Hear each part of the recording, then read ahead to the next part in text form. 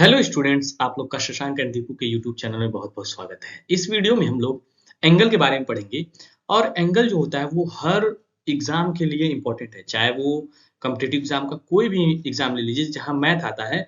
अगर एंगल के बारे में आप समझ लेंगे तो आपको जियोमेट्री में हर चीजें समझ में आएगी। हम लोग जियोमेट्री को एकदम बेसिक से समझने की कोशिश करेंगे और पहले एंगल को समझेंगे, फिर एंगल से रिलेटेड जो क्वेश्चन बनेंगे उसको समझेंगे। ठीक, होपफुली आपको समझ में आएगा। अब चाहे यूपी टेट का एग्जाम हो, चाहे यूपीपी का एग्जाम हो, या फिर कोई आपका मतलब ऐसा एग्जाम जहाँ पे मैथ पूछा ही जाता है, तो वहां पे आपको ये सारे क्वेश्चन जो मैं करवाऊंगा बेसिक से, वो सारी चीजें आएंगी। तो अगर आपको थोड़ा बहुत भी समझ में आएगा तो हमारे चैनल से जुड़े रहिएगा। मिलते मिलते रहेंगे हम लोग। और जो भी अगर आपको डाउट होगा वो कमेंट बॉक्स में करिएगा। ठीक, तो चलिए हम लोग स्टार्ट करते हैं। ठीक, अब देखिए एंगल क्या होता है। एंगल जो होता है वो दो रेखाओं, क्या चीज, दो रेखाओं के बीच के दो रेखाओं के बीच का जो झुकाव होता है उसी को एंगल कहते हैं। अब दो रेखाएं, जैसे कि अगर इस वाले क्वेश्चन में देखेंगे, दो रेखाओं या फिर दो किरणों को बोल सकते हैं। अब देखिए, जब यहाँ पे देखेंगे तो यहाँ पे बी से एक लाइन, देखिए जब अगर तो आप लोग देखे होंगे कि अगर कोई मान लीजिए यहाँ पे एक अंत बिंदु है और यहाँ से कोई रेखा इधर की ओर बढ़ी, ठीक, इधर की ओर बढ़ी, तो यहाँ से यहाँ तक इसको बोला जाता है रे। क्या बोला जाता है? रे बोला जाता है, या फिर किरण बोला जाता है। क्या बोला जाता है? रे या फिर किरण। तो बी से एक किरण निकली और फिर बी से एक इधर किरण निकली, तो अगर इसको हम बोलेंगे तो इसको बोलेंगे बी सी, और इधर की ओर जो गया है इसको बोलेंगे बी ए। तो दो रे निकला जो बीच में यहाँ पे एक झुकाव बना रहा है। जैसे बेसिकली अगर जैसे मान लीजिए, होपफुली अगर देखेंगे तो ये अगर मान लीजिए मेरा हाथ है, इसके ऊपर ये मार्कर है, ठीक, ये मार्कर है, ठीक। अब इसको अगर आप इधर की ओर झुकाएंगे तो मार्कर और हाथ के बीच में कुछ झुकाव बनेगा, और अगर इस साइड झुकाएंगे तो इधर भी झुकाव बनेगा। होपफुली समझ में आ रहा है। और मार्कर अभी यहाँ पे खड़ा है तो एकदम लंबवत मेरे हाथ पे खड़ा है, तो इसके भी बीच में यहाँ पे जो है इस साइड में झुकाव है और इस साइड में झुकाव है। तो बेसिकली क्या होता है कि अगर दो लाइन है, मतलब कि ये वाली लाइन है और ये वाली लाइन है, इसके बीच का जो झुकाव होता है उसी को एंगल कहते हैं। अब जो एंगल होते हैं, एंगल जो होता है वो कई टाइप के होते हैं। एंगल कई टाइप के होते हैं जिनको हिंदी में बोला जाता है कोण। कोण कई प्रकार के होते हैं जिसको हम एक एक करके समझेंगे। दूसरी चीज कि कोण में अगर देखेंगे तो ये एक रे है, रे नंबर 1, और ये है रे नंबर 2, और ये है वर्टेक्स। क्या है? वर्टेक्स है, यहाँ पे वर्टेक्स देख लीजिए। और इनके बीच में जो झुकाव है इसी को क्या बोला जाता है? एंगल बोला जाता है, जिसको हम किसी थीटा, कभी अल्फा, कभी गामा, ठीक, कभी बीटा, इससे नापते हैं। या फिर अगर कोई एग्जैक्ट वैल्यू निकालते हैं, जैसे 30 डिग्री का झुकाव है, 40 डिग्री का झुकाव है, 90 डिग्री का झुकाव है। अगर एकदम लंबवत है, जैसे मान लीजिए कि ये मेरा हाथ है और उसके ऊपर मारकर एकदम सीधे खड़ा है, तो ये वाला झुकाव जो है ये एकदम लंबवत है, लंबवत मतलब एकदम सीध में है, तो इसको 90 डिग्री बोलेंगे। होपफुली समझ में आ रहा होगा। तो सबसे पहले हम समझेंगे कि न्यून कोण क्या होता है। ठीक, पहले मैं इसको इरेज कर देता हूँ, न्यून कोण को समझने की कोशिश करेंगे।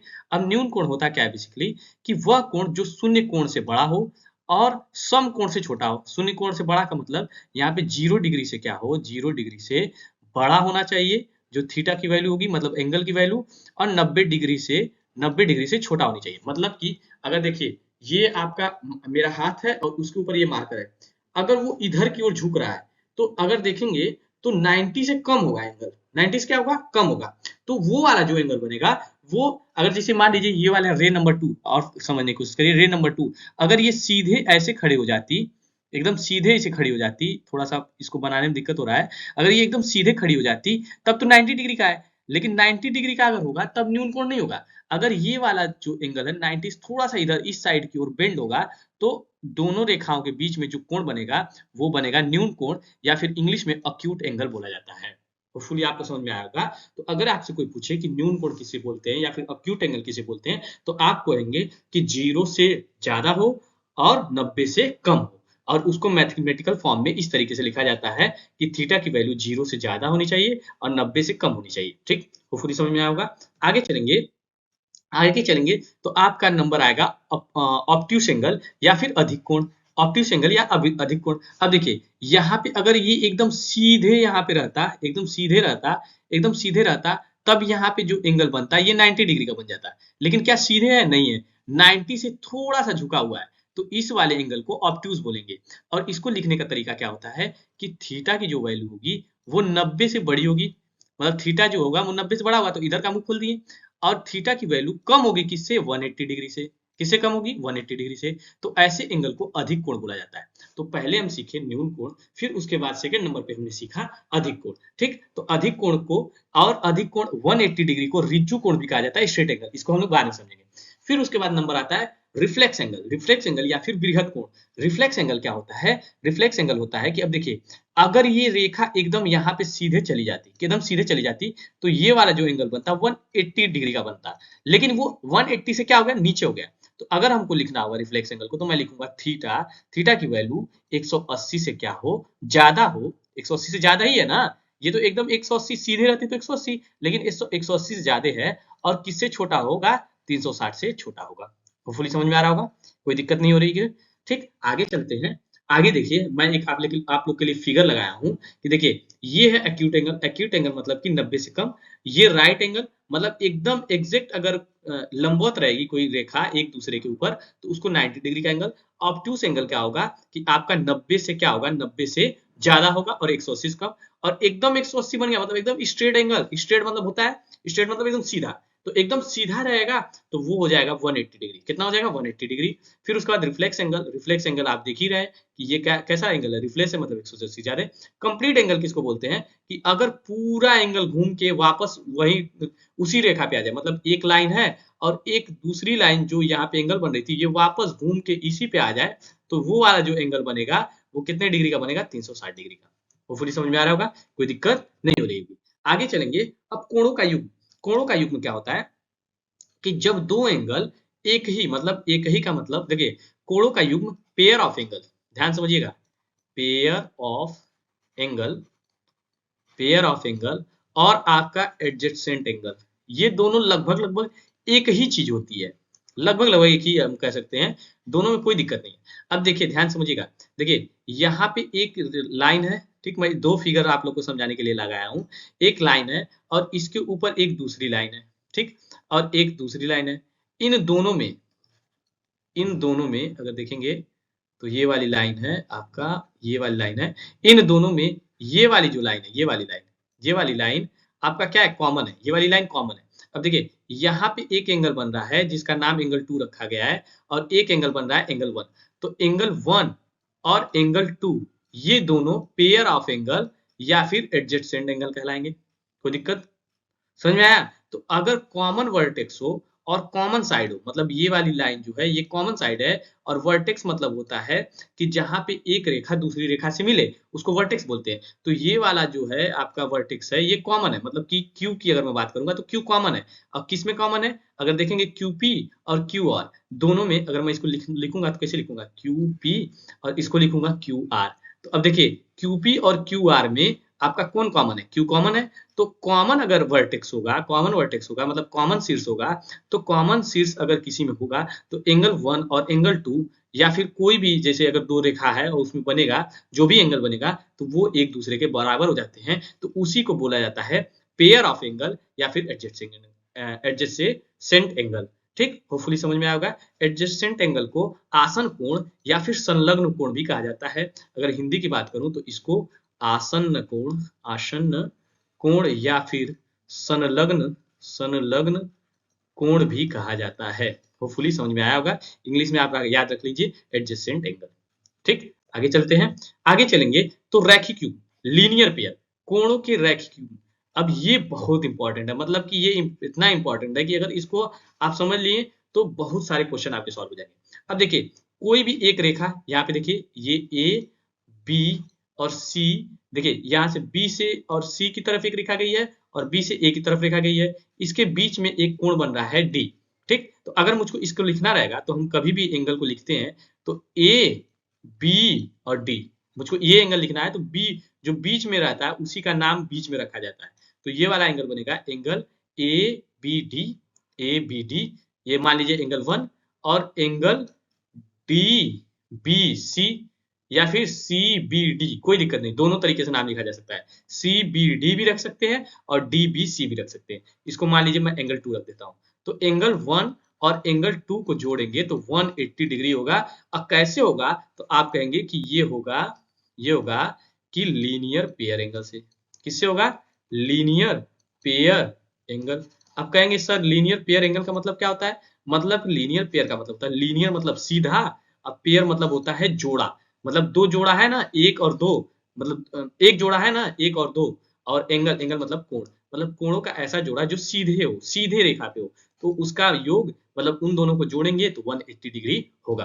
होपफुली आपको समझ में होगा। तो अगर आपसे कोई बोले कि लीनियर पेयर एंगल का अगर योग की बात करेंगे तो 180 डिग्री होगी, तो अब उसके लिखने का तरीका एंगल 1 एंगल 2 नाम रख के भी जोड़ के लिख सकते हैं 180, या फिर ऐसे भी लिख सकते हैं A B D plus angle D B C, या फिर सी बी डी, इसको जोड़ूंगा तो 180 होगा। ठीक, अगर जैसे मान लीजिए मैं आपसे कोई रेखा यहाँ पे खींच दिया और यहाँ पे इसको मैं ले लिया, यहाँ पे इसका नाम रख दिया ओ, इसका नाम रख दिया ए, और इसका नाम रख दिया आपका बी। अब यहाँ पे एंगल बनेगा, ठीक, एंगल बनेगा, तो इसको या तो मैं यहाँ पे लिख दूं एंगल 1, तो एंगल 1 भी लिख सकते हैं, और एंगल 1 को और लिखने का तरीका क्या है, ए ओ बी, तो मैं लिखूंगा एंगल ए ओ बी। ठीक, अगर मैं आपसे पूछूं, आप बताइए, अगर मान लीजिए ये रेखा मैं खींचा, अब यहाँ पे एंगल बनेगा। अब जैसे मान लीजिए कि यहाँ पे एक ले लेता हूं मैं पी क्यू, और ये यहाँ पे ओ, तो अगर आप इसको लिखना चाहेंगे तो कैसे लिखेंगे, angle P O Q. Hopefully समझ में आया होगा। ठीक, आगे चलते हैं। आगे चलेंगे तो अब आता है शीर्षाभिमुख कोण या फिर वर्टिकली अपोजिट एंगल। इसको मैं थोड़ा सा बड़ा लिख देता हूं, vertically vertically vertically vertically opposite opposite angle. Vertically opposite angle क्या होता है, वर्टिकली अपोजिट एंगल मतलब कि एक दूसरे के अपोजिट, मतलब वर्टिकली रूप से एक दूसरे के अपोजिट। तो अब देखिए एंगल 1 और एंगल 3, ये दोनों एक दूसरे के अपोजिट है, वर्टिकली अपोजिट है। एंगल 2 और एंगल 4 एक दूसरे के अपोजिट है। देखिए ये वाला इसके अपोजिट है, ये वाला इसके अपोजिट है, तो ये दोनों एक दूसरे के बराबर हो जाएंगे। अगर कहीं भी ऐसा दिख जाए, कहीं भी दिखा जाए कि एंगल 1 और एंगल 3 एक दूसरे के बराबर हो जाएंगे, एंगल 2 एंगल 2। अब देखिए ध्यान समझिएगा, जैसे मैं एक रेखा बनाया, जैसे मान लीजिए एक लाइन बनाया, ठीक, एक लाइन ऐसे बनाया, ठीक। अब देखिए यहाँ पे एक कोण बनेगा, एक कोण यहाँ बनेगा, एक कोण यहाँ पे बनेगा और एक कोण यहाँ बनेगा। अब मान लीजिए मैं इसका नाम दे देता हूँ, मान लीजिए इसका नाम दे दिया 1 और इसका नाम दे दिया 4, यहाँ पे इसका नाम दे दिया 2 और इसका नाम दे दिया 3। तो अब से मैं पूछूंगा कि एंगल 1 और एंगल 4 बराबर होंगे, एंगल 1 एंगल 4 एक दूसरे के वर्टिकली अपोजिट है, तो हाँ बराबर होंगे। किसके नियम से, वर्टिकली अपोजिट एंगल से। और एंगल 2 और एंगल 3 एक दूसरे के बराबर होंगे, तो हाँ बराबर होंगे। कैसे, वर्टिकली अपोजिट एंगल से। होपफुली समझ में आएगा। जब हम क्वेश्चन लगाएंगे तो ये सारी चीजें आपको याद होनी चाहिए, तभी आपको समझ में आएगा, नहीं तो कुछ पल्ले पढ़ने वाला नहीं है। होपफुली समझ में आ गया होगा। ठीक, अब उसके बाद नंबर आता है आपका कॉम्प्लीमेंट्री एंगल। किसका नंबर आता है, कॉम्प्लीमेंट्री एंगल या फिर कोटि पूरक कोण। कॉम्प्लीमेंट्री एंगल क्या होता है कि जैसे मान लीजिए मैं एक एंगल लिया 30, ठीक, तो दूसरा एंगल अगर कॉम्प्लीमेंट्री अपोजिट होगा तो वो 60 हो जाएगा। कैसे हो जाएगा, क्योंकि अगर मैं 30 में 60 को जोड़ूंगा तो 90 हो जाएगा। ठीक, तो कोई भी एक एंगल एक दूसरे के कॉम्प्लीमेंट्री एंगल तब कहलाते हैं, कोटि पूरक तब कहलाते हैं जब दोनों को जोड़ दिया जाए तो 90 हो जाए। होपफुली आपको समझ में आएगा। अभी देखिएगा आप समझेंगे। अब जैसे मान लीजिए कि मैं एक एंगल लिया 20, तो इसका कॉम्प्लीमेंट्री कितना होगा, तो 20 में मैं कितना एंगल जोड़ दूं कि 90 हो जाए। तो 20 में आप जोड़िए, 60 अगर जोड़ेंगे तो 90 होगा, नहीं 60 जोड़ेंगे तो 80 हो जाएगा। तो कितना जोड़ूंगा, 70 जोड़ूंगा। तो 70 और 20 को अगर जोड़ेंगे तो 90 डिग्री हो जाएगा। तो इसका मतलब 20 और 70 एक दूसरे के कॉम्प्लीमेंट्री हैं। ठीक, होपफुली समझ में आ जाएगा। अच्छा मैं एक और एंगल ले लेता हूं। अगर मैं बोला 10 डिग्री, तो 10 डिग्री का कोटि पूरक कोण कौन होगा, तो 10 में इतना कौन सा एंगल जोड़ू, 80 जोड़ दूंगा। तो 10 में अगर 80 जोड़ दूंगा तो ये दोनों एक दूसरे के क्या हो जाएंगे, कॉम्प्लीमेंट्री हो जाएंगे। होपफुली समझ में आएगा। अब जैसे मान लीजिए मैं लिया 15 का कॉम्प्लीमेंट्री कितना हो जाएगा, 75। 15 में 75 जोड़ोगे तो 90 हो जाएगा। होपफुली समझ में आएगा। जैसे देखिए एक फिगर में यहाँ पे दिया है कि 55 और 35 एक दूसरे के क्या हो जाएंगे, कॉम्प्लीमेंट्री एंगल हो जाएंगे या फिर कोटि पूरक कोण हो जाएंगे। तो अगर पेपर में कैसे पूछता है, आपको एक एंगल दे देगा, कहेगा मान लीजिए आपको दे दिया 25, क्या दे दिया 25। अब इसका पूछेगा कि कॉम्प्लीमेंट्री एंगल बताओ, तो 25 में ऐसा क्या जोड़ू, तो 90 में से 25 घटा दीजिए, 90 में से 25 घटा दीजिए, 10 में से 5 गया 5, और आपका ये आ जाएगा 8 में से 2 जाएगा तो 6, मतलब कि 65 डिग्री जो होगा वो आपका 25 का कॉम्प्लीमेंट्री हो जाएगा, मतलब एक दूसरे के कॉम्प्लीमेंट्री एंगल हो जाएंगे। होपफुली समझ में आएगा। आगे बढ़ते हैं, आगे चलेंगे तो आपका लास्ट है सप्लीमेंट्री एंगल। सप्लीमेंट्री क्या होता है, जैसे कॉम्प्लीमेंट्री होता है उसी तरह सप्लीमेंट्री होता है, बस अंतर क्या होता है, सप्लीमेंट्री में एक दूसरे का योग कितना हो जाए, 180 हो जाए, जैसे कि 70 और 110 कितना है 70 और 110, इन दोनों को जोड़ेंगे तो 180 हो जाएगा। ठीक, अगर मैं आपसे क्वेश्चन पूछूं कि 170 का कॉम्प्लीमेंट्री क्या होगा, तो 170 में कितना जोड़ दूं, 10 जोड़ दूं तो 180 हो जाएगा नहीं हो जाएगा। तो 170 और 10 एक दूसरे के कैसे एंगल हैं, सप्लीमेंट्री। ठीक, होपफुली समझ में आएगा। और क्या ले सकते हैं, मान लीजिए मैं ले लिया 120, अब 120 का सप्लीमेंट्री क्या होगा, 120 में क्या जोड़ूं, 60 जोड़ दूंगा, तो 60 जोड़ दूंगा तो 120 और 60 एक दूसरे के क्या हो जाएंगे, कॉम्प्लीमेंट अरे सॉरी सप्लीमेंट्री एंगल हो जाएंगे या फिर समपूरक कोण हो जाएंगे। ठीक, एक और मैं आपको बता देता हूं। अब जैसे मान लीजिए 110 और 70 तो हो ही गया है, 100 100 का क्या होगा, 100 में 80 जोड़ेंगे तो 100 और 80 एक दूसरे के क्या हो जाएंगे, सप्लीमेंट्री एंगल हो जाएंगे। तो पेपर में अगर पूछे पूछे कि बेटा ये बताओ कि 90 का सप्लीमेंट्री क्या होगा, तो 90 का 90 ही ना होगा, 90 में 90 जोड़ेंगे तो एक दूसरे के क्या हो जाएंगे, सप्लीमेंट्री एंगल हो जाएंगे। होपफुली आपको जो भी मैं एंगल का चीजें समझाया टाइप ऑफ एंगल में, तो आपको समझ में आया होगा। ठीक, अगर आप लोग लास्ट तक देखें और आपको चीजें समझ में आई होगी तो थैंक यू मैं अच्छे से लिख देता हूं, थैंक यू फॉर वॉचिंग। ठीक, thank you for watching my YouTube channel, my YT मतलब यूट्यूब। ठीक, अगर आपको अच्छा लगा होगा तो आप हमारे चैनल से जुड़िए और लगातार ऐसे जुड़े रहेंगे तो आपको अच्छी अच्छी चीजें मिलेंगी। और बेसिक से मैं समझा रहा हूँ, कोई दिक्कत की बात नहीं है। अगर कोई भी दिक्कत है तो आप कमेंट बॉक्स में जरूर कमेंट करें। मिलते हैं नेक्स्ट वीडियो में, तब तक के लिए जय हिंद।